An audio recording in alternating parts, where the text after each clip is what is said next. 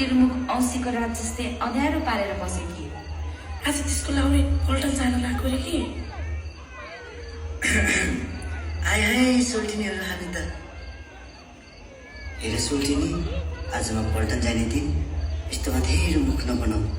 बरु मलाई आज खुसी भएर बिदाई गर न अनि आज चाहिँ म मेरो सोल्टिनी नाचेको त्यो मोडल चाहिँ लिएर जान्छु ल है सोल्टिनीहरू आज मजाले मन भरिने गरी नाचगान गर्नुपर्छ है